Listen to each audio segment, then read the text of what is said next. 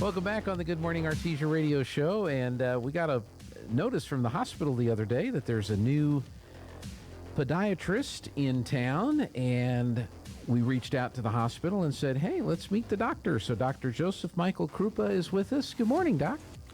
Morning, guys. Glad you could be with us here today, and we were talking about tinkering and other stuff like that, microwaves. You were trying to remember your physics as I was explaining how we get the signals from the studio to the transmitter site over microwave radio links. So Yeah. I used to do stuff with vacuum chambers for physics too back when I was at the college. You know, it takes me back in a lot of ways. yeah, well, we still use vacuum tubes in 2 of our transmitters. And they're pretty good size devices, and one of them, well, both of them, they're 20,000 watt plus amplifiers, and they still have in their final amplification section is a vacuum tube that does its thing. And about every 2 years we have to swap them out. And if we had some nuclear physics stuff, I'd feel right at home then. That's what the vacuum chambers used to be for. Yeah, well, that's great. Well, smashing particles. Well, let's get to know you a little bit. Tell us a little bit about yourself. Where are you from? And So I originally grew up around Chicago. Okay. You know, metropolitan Cubs area. or White Sox? Not so much into baseball. I'd say White Sox if I had to. Oh no, that just made Jeffrey mad. He's like the biggest Cubs fan in Artesia right now. So, but that's okay. Anyway, continue. I'm sorry, I didn't mean to interrupt. No, you're good. Yeah, so I grew up actually in Northwest Indiana, which is kind of a suburb of Chicago. Mm-hmm. Went to school there, went to college in Indiana. Then I made a big transition going out to New York to attend podiatry school. Okay, and you spent some time in New York City. Yes, I did my residency in New York. I was actually in the Bronx. Okay, so you didn't tell people there you were a White Sox or anything having to do with baseball, because they're all Yankees fans. Yeah, there, Yankees and Mets. Yeah, pretty crazy. So what led you to be a doctor? Was that something that you woke up one day and said, I'm going to be a doctor, or was this just kind of a... No, Gene, it's been in the workings for a long time. My dad was actually a pharmacist growing up, so I have fond memories of going to the hospital, and they had the vacuum sort of chamber transport system and seeing all these nice things. And I remember going to the cafeteria. There was little bubbly water things, displays, just, you know, fond memories, good experiences. People were nice, friendly, and they were, you know, doing a real service for the community. So you wanted to get into the medical field. Where did you go to college? You said it. I think you said earlier. Indiana University. Indiana University. Okay. Bloomington. Bloomington. Is that where Bobby Knight was basketball coach? Correct. Okay. Is he still fondly remembered there? Yeah, they say he still has one of the fish from the water fountain. Like he has it stashed somewhere in his basement or something. You know, a little victory trophy. Yeah, I don't know about that, but that's an interesting story to think about that. You know, he wound up over at Texas Tech over in Lubbock, and I can't remember if he's still alive or I don't think he's passed away, but that's where he is now, or last I read. So when you got into medical school, was podiatry your focus, or how did that kind of the way podiatry specialty? works, actually, it's a specialty you pick up front, basically. I was always interested in being very hands-on and more surgical sorts of things. I'd always wanted to be a surgeon. The university had a great medical counselor. I can't remember. She was someone that helped tell me that, like, podiatry was a special field for surgery now, but you had to go to a podiatry school versus a general sort of medical school. If you go to medical school, then you have to, after the fact, then you have to specialize and kind of figure things out after the school. You may or may not be a surgeon at that point. Mm-hmm. But you wanted to be a surgeon. Yeah. Okay. So that's what led you to the podiatry. When were you in New York then? So that's where you did your residency in the Bronx. When were you there? Yeah, so it was kind of funny. I went to school with a lot of people that were in investment banking. So they were all going out to New York. I just happened to interview out there. The interview went well. They gave me a good offer at the school. So I ended up moving out to the big city. So what was that like? Because we live out here in the rural areas where there's more people in one block than there is in this entire city. Well, yeah, probably in one building even, but Yeah. yeah, like I was used to more of an atmosphere like this growing up in a smaller town, population size, a little bigger, not all that different in a lot of ways. Mm-hmm. So I was going to a place where, it was just skyscrapers and, bright lights all over the place. I lived down the street from Times Square.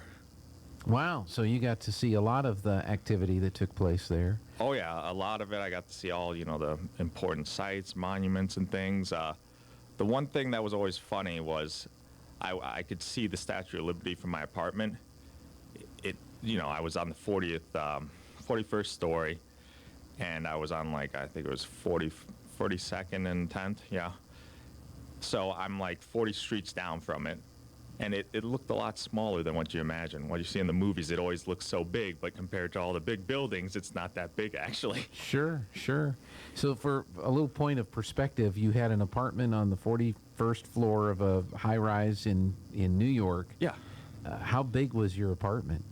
Well, I used to live in, it was technically supposed to be a 2-bedroom, 2-bath, but everyone in the city, they cram into spaces. Mm-hmm. We made it into a 4-bedroom, 2-bath, and we were lucky to still have a little space left over for the living room.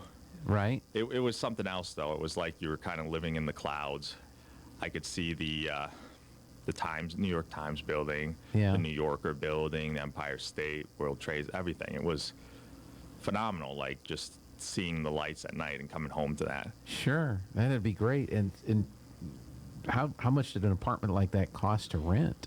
Oh. Sounds like you had to split it with some other folks to Yeah, afford it. that's the only way I could afford it. And I was the one, only one not making money back then. So the loans piled up.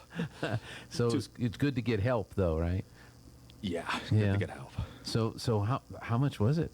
I'm just kind of curious. Do you remember? It was somewhere like 5,000-6,000 per month. Wow.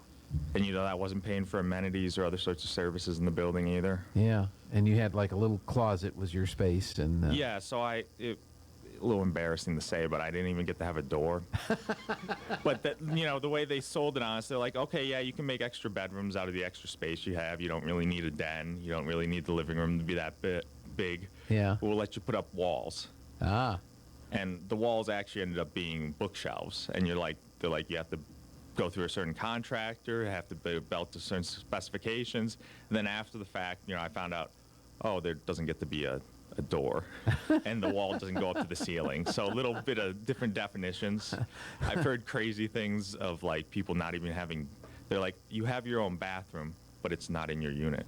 It's down the hall. But it's a private bathroom. It's still a private bathroom, as long as you're in it. Well, no, it locked or something, Yeah. so you just got to lock it on your way out. Wow. That's just Craziness. yeah. Most people, you see on TV New York, and all the wonderful things that are there, plus all the other problems that are going on there, but you don't really realize what it takes to actually try to live there. Yeah. So talk about the hospital that you worked in then. So I started out, I still lived in the city downtown in Manhattan. I was taking the subway back and forth to it every day. It's one of the great, pros of the city. Public transit, it always runs. Yep. But the hospital was something else. It was up in the Bronx. Or first I was actually at the school, which was in Harlem. Okay. It'd been gentrified quite a bit. It was still a little rough.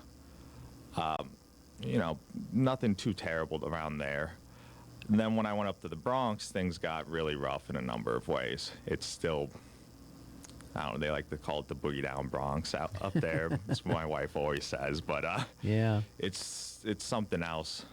It's a little bit wild. People are riding motorbikes, ATVs, all these things that aren't street legal on the street, Yeah. getting into trouble, and then they would come to me being like, my ankle's busted, all this and that.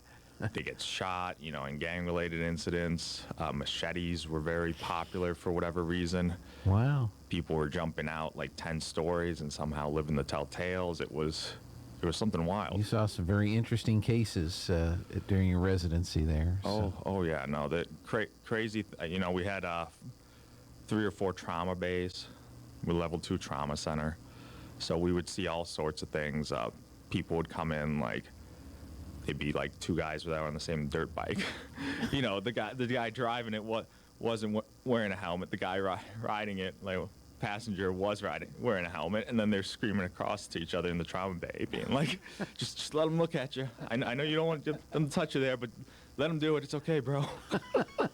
The funny things that would go on, and people had some of the dumbest luck like that sometimes, because both these guys are talking, and the guy was popping a wheelie going through the intersection, and they got T-boned. Like, wow. You couldn't believe some of the luck people had. That's just, that's crazy. Did you ever meet any quote-unquote celebrities? Any, Yeah, it had a weird way of working out. I met one guy that he even gave me his card. He used to be in all these mob movies. Oh, really? Like the Goodfellas and all. He was an all actor in the... Yeah, so he's or still... a consultant.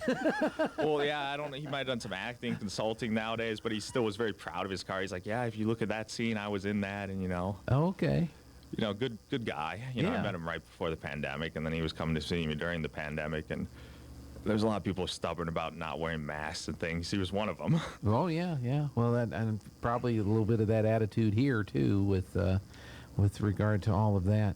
This is really interesting. So you finished your residency, and did that take you straight to New Mexico, or did you have a couple of stops in between? Yeah, so funny story. I was at the hospital in the Bronx for a good amount of time. Then what ended up happening was Dr. Marino reached out to the old hospital, seeing, how things were, looking for, someone to take his spot. And that's how I wound up here. I just found out they used to call him Super Joe over there. That's right. The guys, yeah, he was very creative, and he got the job done in a lot of ways. Yeah. So through that connection, so it's been quite an interesting culture shock, I'm sure, going from the bright light. Do you wake up in the middle of the night and go, "What's going on?" I think you hear things, and it's kind of quiet. No, it's quiet. There's stars. You can actually see the stars now. Yeah. Yeah, I don't sleep the best, but that's just maybe habit from expecting phone calls and whatnot. Can you stick around for a few more minutes? Yeah, of course. Okay, we need to break for news here at the top of the hour. We're talking with Dr. Joseph Krupa, who is the new podiatrist at Artesia General Hospital, and we'll talk a little bit about your practice when we come back on Good Morning.